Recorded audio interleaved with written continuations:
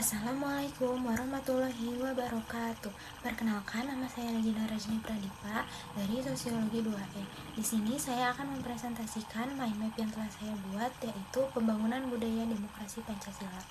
Nah, materi yang pertama yang akan saya bahas itu adalah konsep dan urgensi pembangunan budaya demokrasi di Indonesia berdasarkan Pancasila. Di setiap negara yang memiliki demokrasi pasti berlandaskan ideologinya masing-masing. Nah, di Indonesia ini tuh berlandaskan Undang-Undang Dasar dan Pancasila. Budaya demokrasi ini pun tidak hanya diterapkan dalam pilkada saja, tetapi kita harus mengimplementasikannya dalam kehidupan sehari-hari. Nah, kita bisa memulai dari 10 pilar demokrasi Pancasila. Di sini saya akan membahas satu persatu. Yang pertama, demokrasi berdasarkan ketuhanan yang Maha Esa. Maksudnya itu adalah penyelenggaraan negara Republik Indonesia ini tuh berlandaskan nilai-nilai ketuhanan yang Maha Esa. Yang kedua adalah demokrasi sebagai kecerdasan. Nah, itu tuh Undang-Undang Dasar Negara Republik Indonesia itu tuh harus berlandaskan dengan kecerdasan emosional, kecerdasan rasional, tidak hanya mengandalkan kekuatan fisik saja. Lalu yang ketiga adalah demokrasi berkedaulatan rakyat, yang dimana kekuasaan tertinggi itu berada di tangan rakyat. Lalu yang keempat adalah demokrasi sebagai rule of law.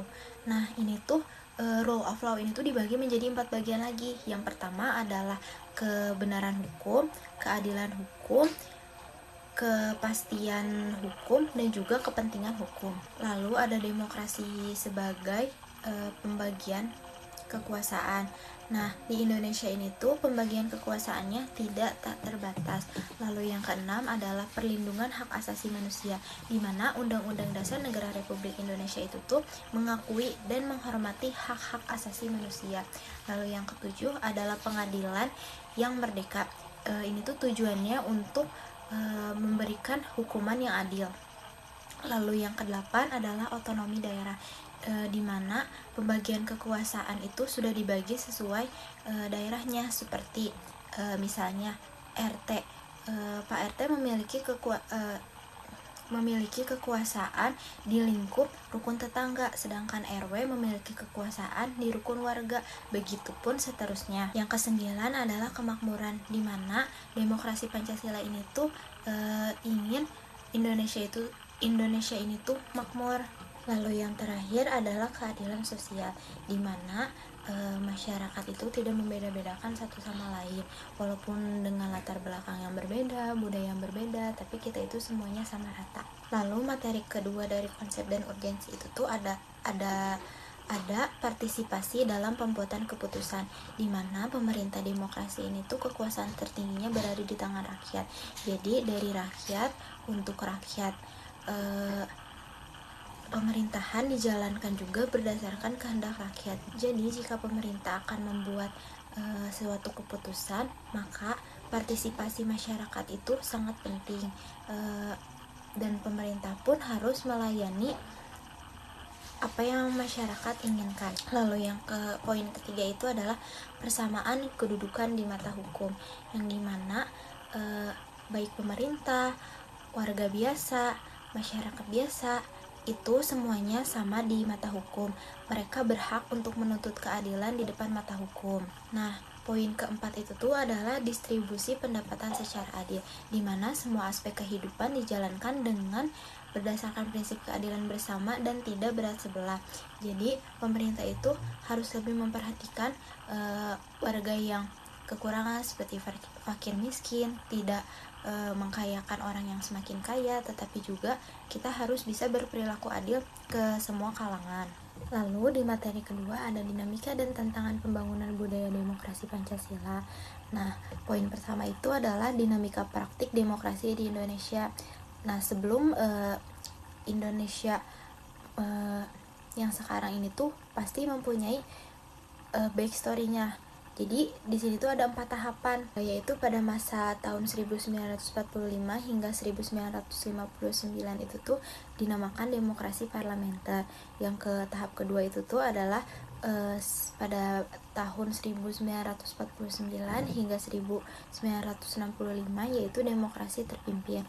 Nah, pada tahun 1965 hingga 1998 dinamakan masa pemerintahan Orde Baru dengan demokrasi Pancasila. Nah, kalau sekarang itu tuh kita berada di era reformasi pada sejak 1998. Dari keempat tahapan tersebut, pastinya ada salah satu penyimpangan yang kita tahu pada masa Orde Baru pada tahun 1998 ini tuh pemerintahan yang katanya demokrasi ternyata malah otoriter, yang dimana pemerintahan itu, kekuasaan itu berada di tangan pemerintahan. Masyarakat tidak boleh ikut andil dalam pemerintahan tersebut. Nah, pada poin kedua ini tuh adalah tantangan dalam membangun budaya demokrasi berdasarkan Pancasila dan Undang-Undang Dasar Negara Republik Indonesia tahun 1945. Apa sih tantangannya? Nah, tantangannya itu yang sudah dibahas tadi sebelumnya, yaitu pada masa Orde Baru ya kita bisa mengambil pelajaran bahwa pada masa Orde Baru ini tuh demokrasi itu tidak ada, karena adanya penyimpangan atau penyalahgunaan kekuasaan yang dilakukan oleh pemerintah negara Indonesia tersebut. Seperti itu. Lalu poin ketiga tuh ada dinamika lembaga permusyawaratan dalam Undang-Undang Dasar Negara Republik Indonesia. Yang pertama, Majelis Permusyawaratan Rakyat atau disebut MPR. Yang kedua, Dewan Perwakilan Rakyat atau disebut DPD. Nah, dalam materi ketiga ini ada prinsip dan strategi pembangunan budaya demokrasi yang bersumber dari Pancasila. Poin pertama itu tuh ada prinsip-prinsip budaya demokrasi Pancasila. Terdapat 7 prinsip. Prinsip pertama itu kebebasan yang bertanggung jawab, kebersamaan, solidaritas, toleransi, kejujuran, menghormati penalaran, serta keadaban. Lalu poin kedua adalah pembangunan budaya demokrasi Pancasila. Nah, yang pertama itu tuh budaya demokrasi di dalam keluarga, yang dimana keluarga itu tuh adalah unit terkecil untuk kita belajar. Lalu budaya demokrasi di sekolah, dimana kita bisa mengimplementasikan budaya demokrasi ini tuh di lingkup sekolah terlebih dahulu. Lalu yang ketiga adalah budaya demokrasi di masyarakat atau sosial keagamaan. Di lingkup ini sudah lumayan cukup besar untuk kita bisa mengimplementasikan, kita bisa berperan untuk mengimplementasikan budaya demokrasi ke dalam lingkungan masyarakat.